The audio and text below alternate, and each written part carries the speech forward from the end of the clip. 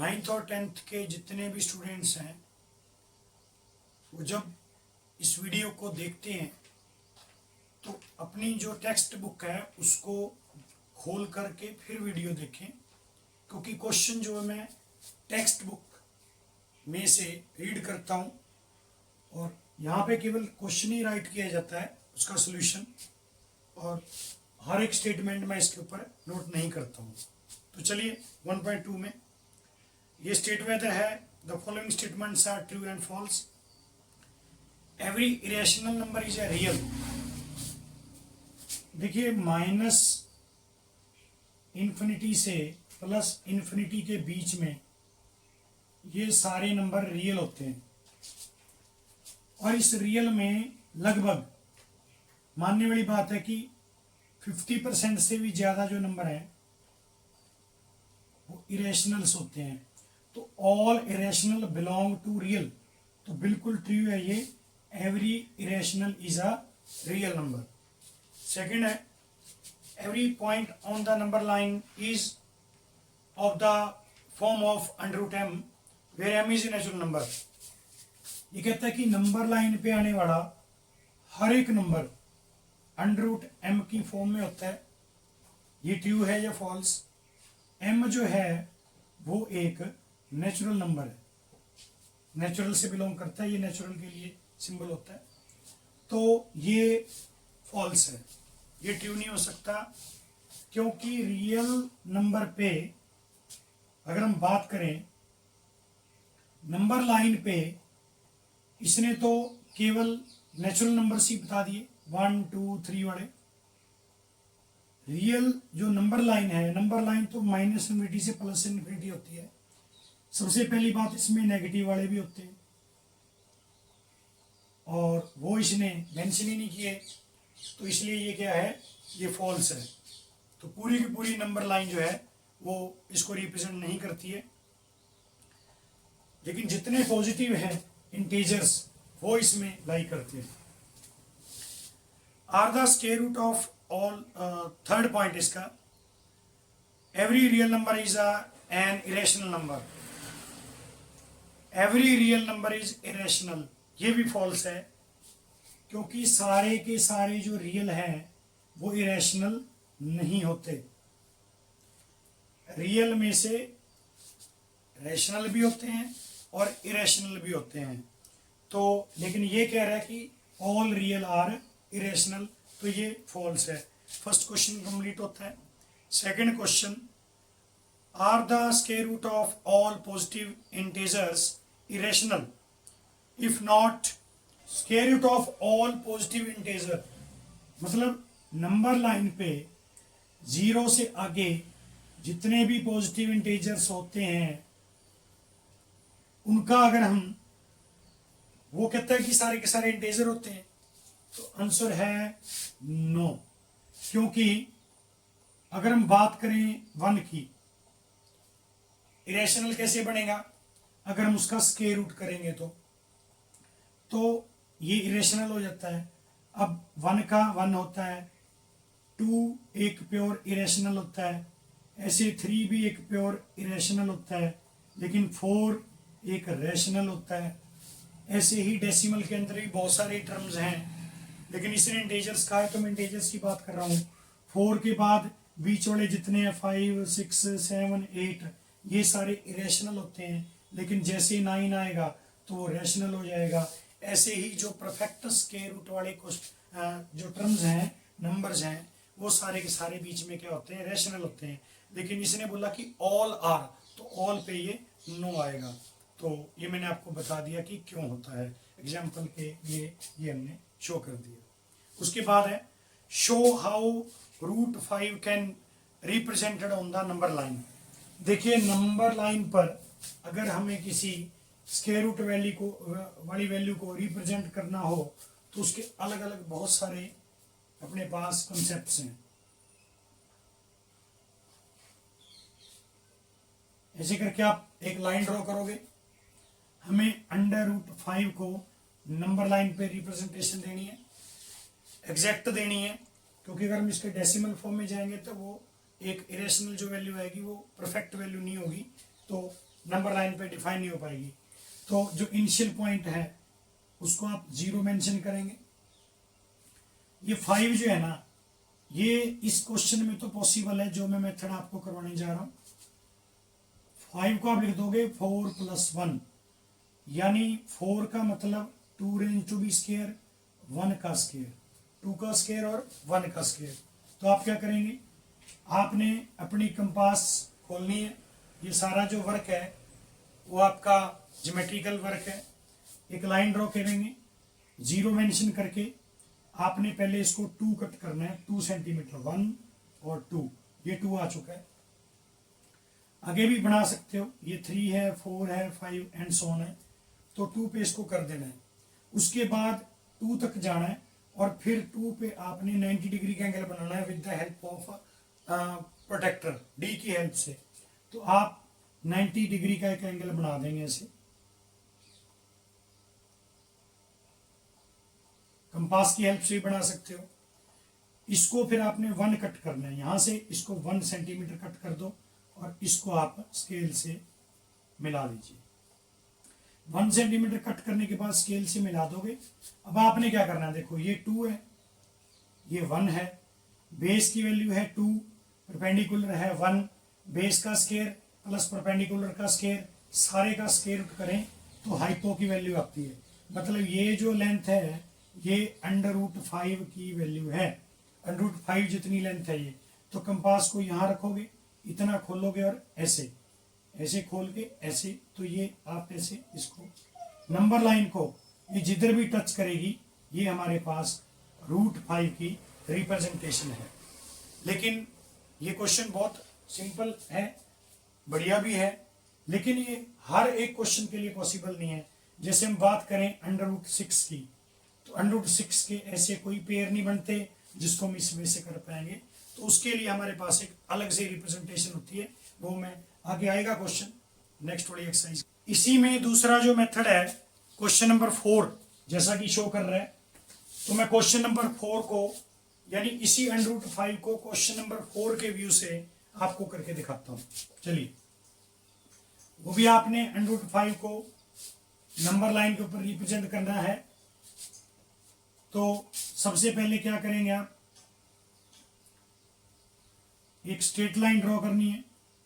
ये 0 है, यहां आप इसको 1 काउंट करो, ये 1 2 ऐसे 3 एंड सो ऑन।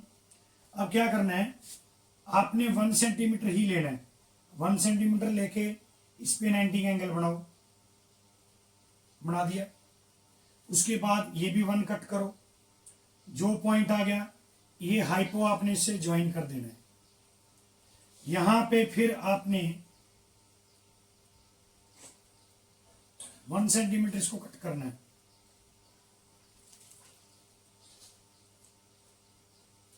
और फिर से आप इसको ज्वाइन कर दोगे,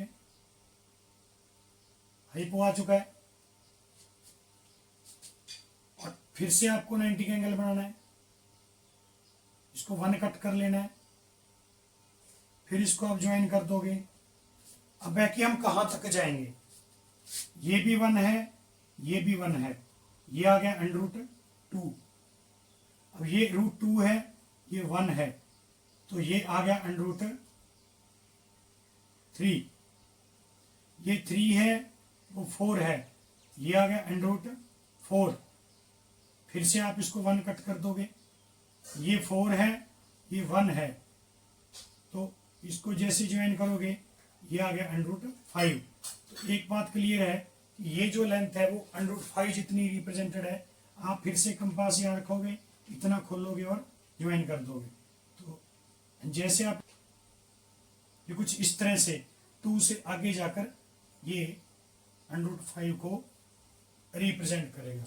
तो ये मेथड भी क्वेश्चन नंबर 4 में डिस्क्राइब किया हुआ है।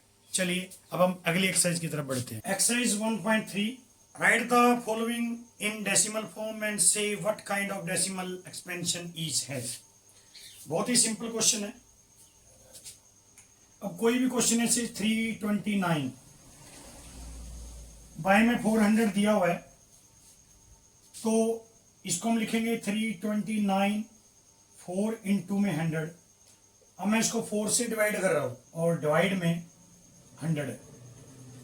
मैंने इसको 4 से डिवाइड किया 32 और 8 पे, और उसके बाद ये लगभग हो चुका है। और 100 को भी अगर हम इसको करेंगे तो ये 2 डेसिमल जो है आगे आएगा, तो 0.8225 आ गया। अब देखिए डेसिमल के बाद एक्सपेंशन का पता है कि डेसिमल के बाद कितनी डिजिट्स हैं, तो ये हो गया टर्मिनेटिंग। ये टर्मिनेटिंग डेसिमल एक्सपेंशन है। डेसिमल के लिए मैंने आपको फर्स्ट एक्सरसाइज में भी बताया था कि डेसिमल जो एक्सपेंशन होता है वो टर्मिनेटिंग और नॉन टर्मिनेटिंग की फॉर्म में होता है, और जो टर्मिनेटिंग होता है वो पी बाय क्यू की फॉर्म में लिखा जा सकता है। तो ऐसे ही इसके लगभग बाकी पार्ट्स हैं, उनको आप डिवाइड करते जाइए, और डिवाइड करने के बाद अगर कुछ ऐसा है जैसे 2/11 करोगे तो इसका जो डेसिमल है वो कंप्लीट आई थिंक नहीं आएगा, मतलब हमें पता चलता ही जाएगा, ये रुकेगा ही नहीं। अब डेसिमल के बाद जब चलता जाएगा नहीं रुकेगा तो ये हो गया फिर नॉन टर्मिनेटिंग। अब टर्मिनेटिंग और नॉन टर्मिनेटिंग में दो चीजें होती हैं कि वो रिपीटिंग है या नॉन रिपीटिंग है। अगर रिपीट हुआ, रिपीट का मतलब कि अगर कुछ ऐसा लिखा है 0.36363636 अब चल रहा है तो नॉन टर्मिनेटिंग है, लेकिन रिपीट हो रहा है 36 बार बार बार बार आ रहा है, तो इसका मतलब क्या हुआ, ये रिपीटिंग है। तो जो रिपीटिंग होता है, नॉन टर्मिनेटिंग रिपीटिंग होता है, वो एक रैशनल के अंदर कन्वर्ट हो जाता है, तो उसको रैशनल भी बोला जा सकता है। तो चलिए ऐसे ही क्वेश्चंस मैं अभी आपको करके दिखाता हूं। ये बहुत ही इंपॉर्टेंट कॉन्सेप्ट है जो अभी करवाने जा रहा हूं। 1/7 इज इक्वल टू 0.142857 बार। बार का मतलब अगर मैं बार हटाऊं तो ये पूरा का पूरा बार बार आएगा। Can you predict the decimal expansion of, जैसे आपको 3/7 की वैल्यू फाइंड आउट करनी है तो कुछ नहीं करना, 3 × 1/7। अब 3 और ये 1/7 की जो वैल्यू आई है, बस आप इसको मल्टीप्लाई कर दीजिए, आप आंसर में होंगे। तो बड़ा ही सिंपल होता है, कोई ऐसी टिपिकल वाली बात नहीं है इसके अंदर। उसके बाद हम बात करते हैं थर्ड क्वेश्चन की।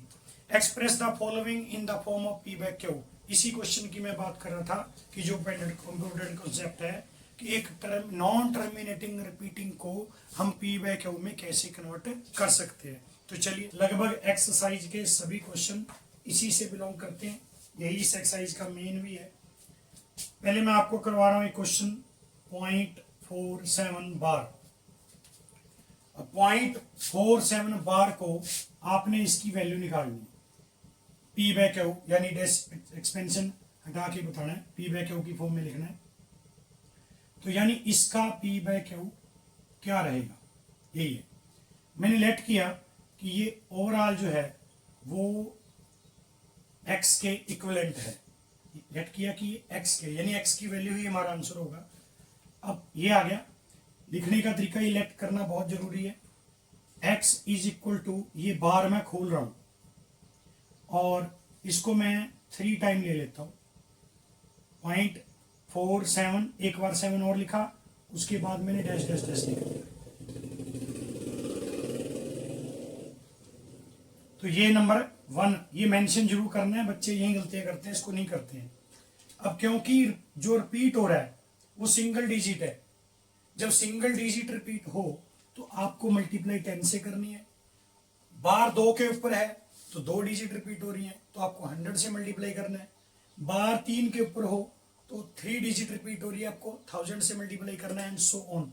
पीछे अभी जो 1/7 वाला था उसमें 5 के ऊपर बार था, तो 5 यानी 1 के साथ 50 यानी 1 लाख के साथ आप मल्टीप्लाई करोगे। हालांकि इतना बड़ा क्वेश्चन वो नहीं देता है। तो चलिए यहां हम लिखेंगे मल्टीप्लाई बोथ साइड बाय 10। तो 10 से कर रहा हूं मैं, लेफ्ट का लेफ्ट में होगी, राइट की राइट में। लेफ्ट वाले को किया तो दैट इज 10x।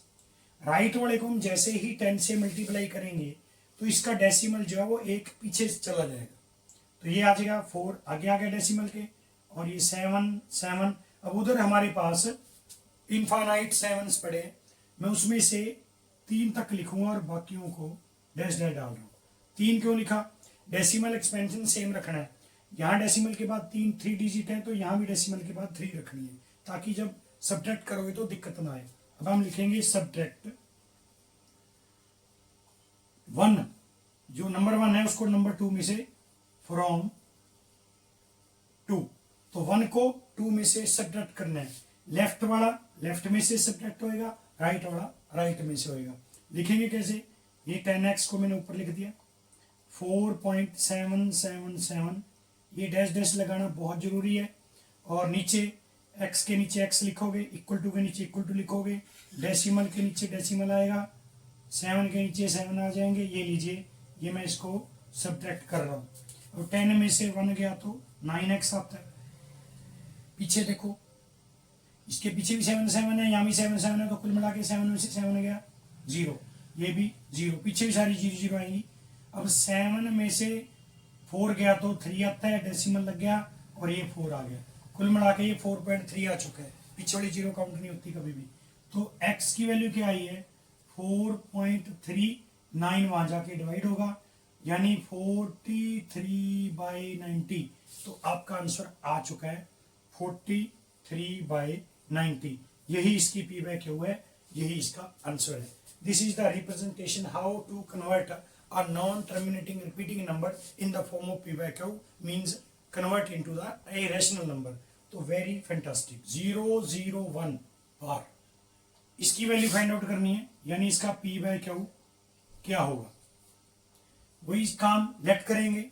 इसको x के इक्वल 0.001 बार, तो ये x की वैल्यू ही हमारा आंसर रहेगा। अगले स्टेप में मैं इसको एक्सपेंड कर रहा हूं, 0.001 बार का मतलब मैं इसको एक बार लिख लेता हूं। टोटल पॉइंट के बाद 6 डिजिट आ चुके हैं, और उसके बाद डैश डैश डालिए, ये नंबर 1 आ गया। अब आप क्या लिखेंगे? वही मल्टीप्लाई बोथ साइड बाय 1 2 3 का मतलब 1000 से मल्टीप्लाई करोगे। लेफ्ट वाले को 1000 से करोगे तो दैट इज 1000x, राइट वाले को करोगे तो ये डेसिमल जो है वो 3 स्टेप पीछे जाएगा, जितनी जीरोज होंगी उतने स्टेप पीछे जाएगा। तो क्योंकि नंबर बढ़ रहा है मल्टीप्लाई करने से, तो डेसिमल 3 स्टेप पीछे जाएगा, 1 के बाद आ जाएगा। तो ये 1 आगे आ गया, पीछे मेरे पास यहाँ ये बच गए 3, 0 0 1, वहाँ बहुत सारे 0 0 1 है, रिपीट हो रहे हैं, तो मैंने एक और लिख दिया, क्योंकि डेसिमल के बाद मेरे को 6 डिजिट तो लिखनी है। और ये डैश डैश डाल दिया, ये है नंबर 2। अगेन वही सब्ट्रैक्ट नंबर 1 फ्रॉम 2, तो क्या होगा? लेफ्ट वाला लेफ्ट में से होगा और राइट वाला राइट में से। आप इसको ऐसे ही लिखिए जैसे मैं लिख रहा हूं, ऐसे कभी भी आपका गलत नहीं होगा, एक स्टेप भी फालतू जाएगा। x के नीचे x लिख दिया, डेसिमल के नीचे डेसिमल लगेगा, 0.001 एंड सो ऑन। ये लीजिए, ये सब्ट्रैक्ट कर दिया, 1000 में से 1 निकालोगे तो 999x आएगा। उधर डेसिमल के बाद वाले सारे सेम है, तो 1.0 आ जाएगा, यानी 1 नहीं आ गया। x की वैल्यू क्या आई? 1/999। ये लीजिए, तो आपका आंसर आ चुका है वैल्यू ऑफ x या p बाय q 1/999। तो बहुत ही आसान प्रोसेस है ये, इसको करके देखिए आप। जैसे आप इसको करोगे तो 101% आपको प्रॉब्लम नहीं आएगी। फिर भी अगर किसी बच्चे को कोई क्वेरी होती है, और इसको जरूर करके देखना है, ये क्वेश्चन इतना इंपॉर्टेंट होता है।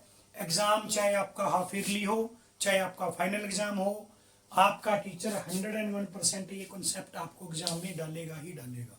ये इस एक्सरसाइज का सबसे इंपॉर्टेंट कॉन्सेप्ट है। तो अब चलिए थर्ड के बाद फोर्थ क्वेश्चन की बात करते हैं। Express 0.999 and so on in p by q, यानी सेम है।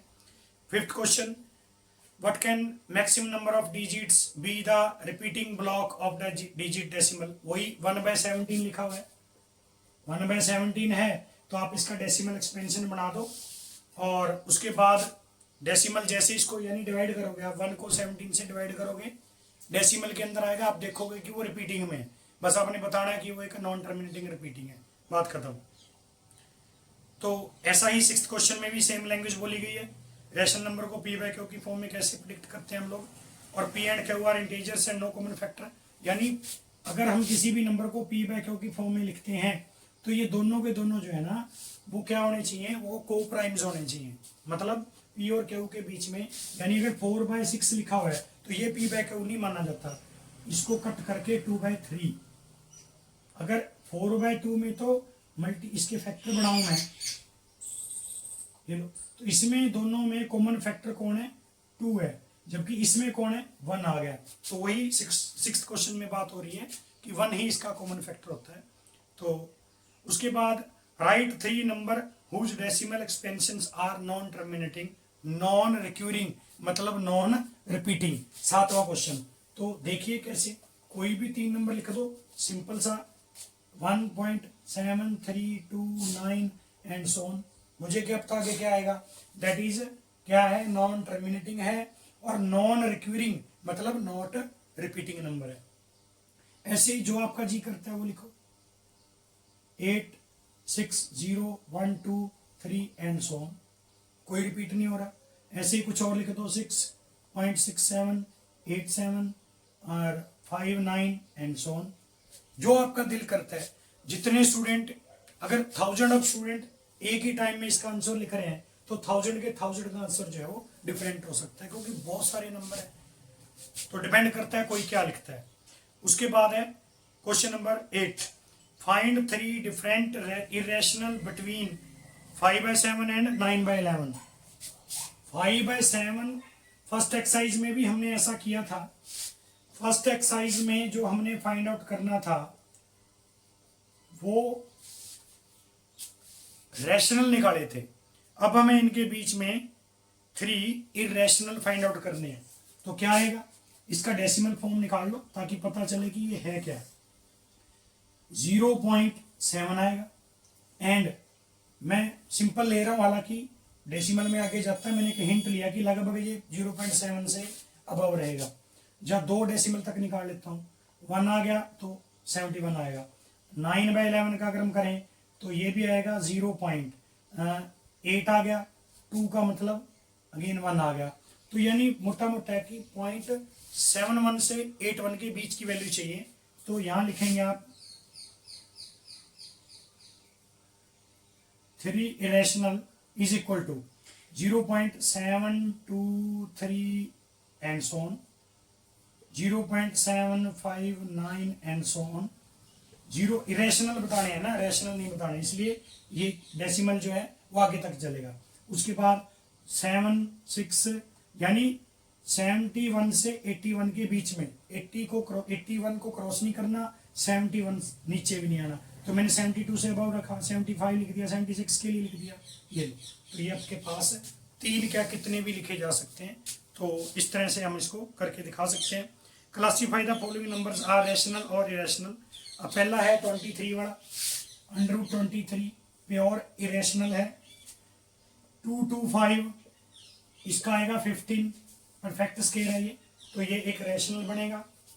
0.3796 ये एक रैशनल नंबर है।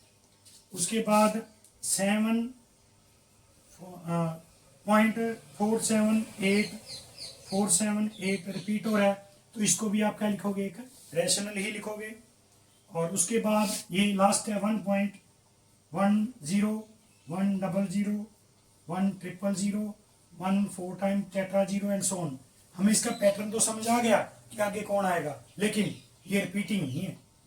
रिपीट तो होता अगर 10 10 10 10 ही आता, तो ये भी एक प्योर क्या है, नॉन टर्मिनेटिंग है और नॉन रिपीटिंग है, यानी नॉन रिक्वायरिंग भी बोल सकते हो, तो ये वो नंबर है। तो ये क्लासीफाई हो चुका है। तो बने रहिए मेरे यूट्यूब चैनल के साथ, और अगर कोई क्वेरीज हो तो आप कमेंट कर सकते हो। मिलते हैं नेक्स्ट वीडियो में हम फर्स्ट चैप्टर की 4th एक्सरसाइज के लिए। धन्यवाद, थैंक यू, टेक केयर।